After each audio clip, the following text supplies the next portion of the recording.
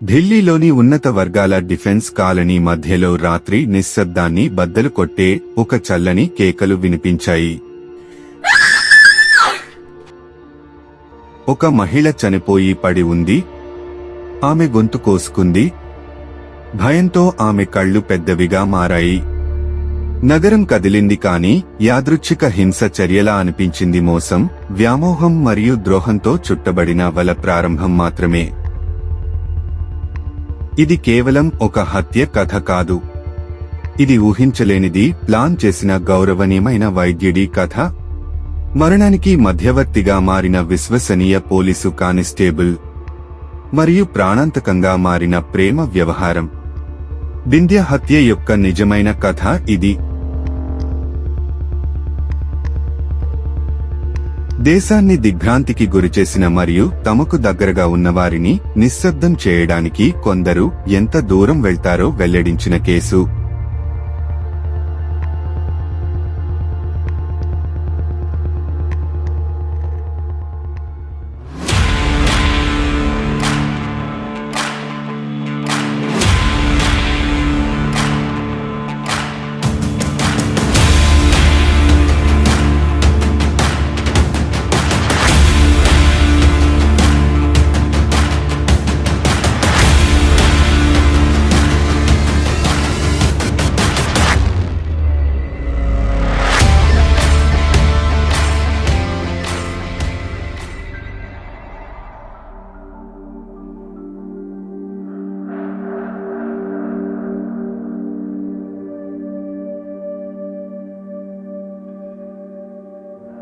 ఢిల్లీలో అది ఒక చల్లని శీతాకాలపు సాయంత్రం.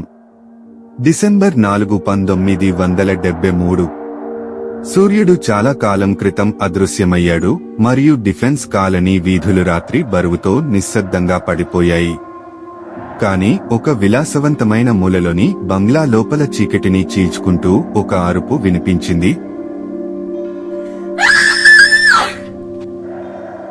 పొరుగువారు బయటకు పరుగెత్తుకుంటూ వచ్చినప్పుడు వారు ఒక వ్యక్తి బాగా దుస్తులు ధరించి కోపంగా సహాయం కోసం అరుస్తున్నట్లు చూశారు. తెరిచి ఉన్న గేటు దగ్గర ఒక మహిళ రక్తంతో తడిసి పడి ఉంది. ఆమె గొంతు కోసి ఉంది. అనేక కత్తిపోట్లు ఉన్నాయి. ఆమె పేరు బింద్య, గౌరవనీయ వైద్యుడి భార్య. సురేంద్ర ఢిల్లీలో అత్యంత గౌరవనీయమైన నేత్ర వైద్యులలో ఒకరు మరియు భారత రాష్ట్రపతికి మాత్రమే వ్యక్తిగత కంటి సర్జన్. ఇద్దరు వ్యక్తులు ఆమెపై దాడి చేసి పారిపోయారని డాక్టర్ సురేంద్ర పోలీసులకు చెప్పారు. దోపిడీ కావచ్చు, కానీ ఒక సమస్య ఉంది. ఏమీ దొంగిలించబడలేదు. ఆమె బంగారు గాజులు, ఆమె నెక్లెస్ ఇప్పటికీ చెక్కుచెదరకుండా ఉన్నాయి. ఆమె పర్సు కూడా ముట్టుకోలేదు. యాదృచ్ఛిక హింసాత్మక చర్యనా, లేక అంతకంటే దారుణమైనదేదైనా ఉందా? పోలీసులకు నమ్మకం కలగలేదు. మరియు వారు మరింత దర్యాప్తు ప్రారంభించినప్పుడు నగరంలోని ఉన్నత వర్గాలను కలవరపెట్టే ఒక కథను వారు కనుగొన్నారు. డాక్టర్ సురేంద్ర పేరు ప్రఖ్యాతులు కలిగిన వ్యక్తి. గౌరవనీయుడు, విశ్వసనీయుడు, స్వయంగా సృష్టించుకున్న విజయం. కానీ అతని వ్యక్తిగత జీవితాన్ని జాగ్రత్తగా కాపాడుకున్నారు. బిందెతో అతని వివాహం స్థిరంగా ఉన్నట్లు భావించారు, కానీ కొన్నిసార్లు మీరు చూసేది నిజం కాకపోవచ్చు. పొరుగువారు బిగ్గరగా వాదనలు గుసగుసలాడుకున్నారు. స్నేహితులు సమావేశాలలో ఉద్రిక్తతను గమనించారు. ఆపై ఒక పేరు తెరపైకి వస్తూనే ఉంది. చాంద్ శర్మ. ఆమె ఒకప్పుడు డాక్టర్ సురేంద్ర వ్యక్తిగత కార్యదర్శిగా పనిచేసింది. తెలివైనది, చిన్నది, ప్రతిష్టాత్మకమైనది మరియు డాక్టర్కు చాలా దగ్గరగా ఉంటుంది. కొందరు వారికి ఎఫ్ఐఆర్ ఉందని కూడా నమ్మారు. హత్యకు నెలల ముందు డాక్టర్ సురేంద్ర ఆమెను పదవి నుండి తొలగించాడు. కానీ అది తన ప్రతిష్టను కాపాడుకోవడానికేనా, లేదా కుంభకోణాన్ని దాచడానికేనా? ఎందుకంటే ఆమె తొలగింపు తర్వాత కూడా డబ్బు బదిలీలు కొనసాగాయి. సందర్శనలు చాలా అరుదుగా ఉన్నప్పటికీ ఇప్పటికీ జరుగుతున్నాయి. మరియు డాక్టర్ సురేంద్ర మాజీ ఉద్యోగికి సహాయం చేయడం మాత్రమే కాదు, అతను ఆమెకు నిధులు సమకూర్చాడు. ఇంతలో దర్యాప్తు అధికారులు మరో విషయాన్ని కనుగొన్నారు. నరేష్ కుమార్ అనే కానిస్టేబుల్ డాక్టర్ సురేంద్రతో చాలాసార్లు కనిపించాడు. మొదటి చూపులో అసాధారణంగా ఏమీ లేదు. కానీ నరేష్ సాధారణ అధికారి కాదు. అతనికి నగరం యొక్క అండర్బెల్లీతో లోతైన సంబంధాలు ఉన్నాయి. మరియు హత్యకు కొన్ని వారాల ముందు అతను కొన్ని కలవరపెట్టే విచారణలు చేశాడు.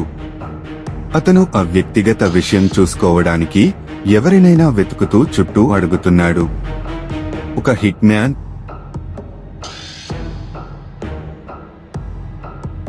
నరేష్ మొదట హర్మిందర్ సింగ్ అనే వ్యక్తిని సంప్రదించి హత్యకు 20,000 రూపాయలు ఇస్తానని చెప్పాడు.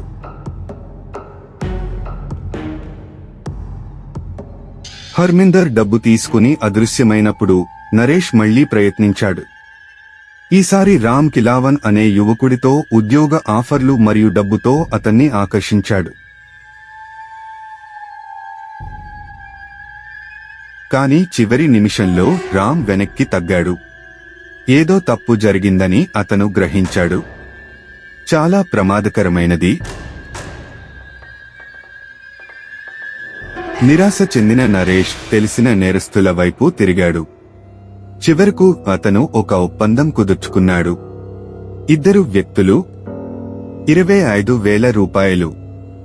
చాలా నిర్దిష్టమైన లక్ష్యం. పథకం అమలు చేయబడింది. హత్య జరిగిన రాత్రి దాడి చేసిన వ్యక్తులు ఇంటి దగ్గర వేచి ఉన్నారు. యాదృచ్ఛికంగా కాదు. ఆ జంట బయలుదేరే ఖచ్చితమైన సమయం వారికి తెలుసు. ఆమె ఎక్కడ ఉంటుందో వారికి తెలుసు. మరియు వారికి తెలుసు భర్త వారిని ఆపడు. ఎందుకంటే ఇది దాడి కాదు, ఇది ప్రణాళికాబద్ధమైన అమలు.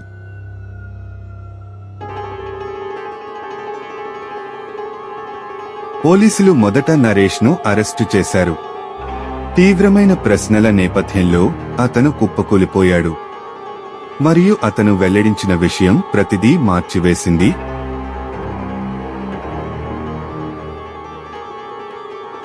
ఆ సూత్రధారి దొంగ కాదు, అపరిచితుడు కాదు. డాక్టర్ సురేంద్ర స్వయంగా. మరియు ఉద్దేశ్యం ఏమిటి? బిందెను తొలగించి చంద్ శర్మతో కొత్త జీవితాన్ని ప్రారంభించడం.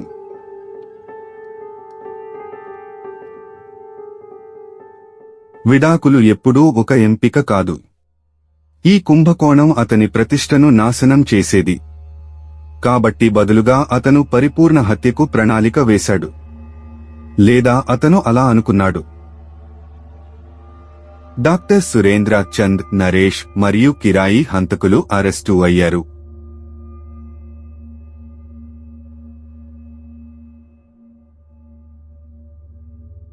కోర్టు హాలు విలేకరులతో కిక్కిరిసిపోయింది. ఢిల్లీ ఊపిరి పీల్చుకుంది.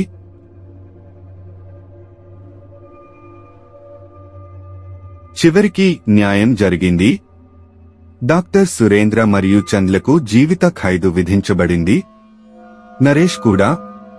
కానీ కిరాయి హంతకులు, వారికి మొదట్లో 2 ఏళ్లు మాత్రమే జైలు శిక్ష పడింది. దేశం ఆగ్రహం వ్యక్తం చేసింది.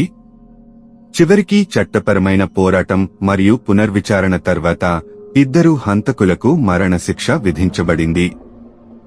వారిని 1985లో ఉరితీశారు.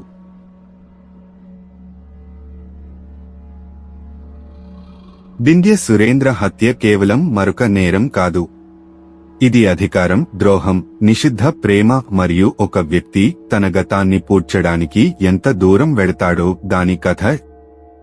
ప్రాణాలను కాపాడుతానని ప్రమాణం చేసిన ఒక వైద్యుడు దానిని చలించిపోయాడు. మరియు తెల్లటి కోటు మరియు మెరుగుపెట్టిన చిరునవ్వు వెనుక ఒక హంతకుడు ఉన్నాడు. బింద్య సురేంద్ర జ్ఞాపకార్థం. చాలా త్వరగా తీసిన జీవితం. ఈ కథ మీకు ఆసక్తికరంగా అనిపిస్తే లైక్ చేయడం, షేర్ చేయడం మరియు సబ్స్క్రైబ్ చేయడం మర్చిపోవద్దు. మరిన్ని నిజమైన నేర కథల కోసం వేచి ఉండండి. మరియు గుర్తుంచుకోండి, కొన్నిసార్లు భయంకరమైన రాక్షసులు చీకటిలో దాక్కోరు. అవి పగటపూట స్పష్టంగా కనిపిస్తాయి.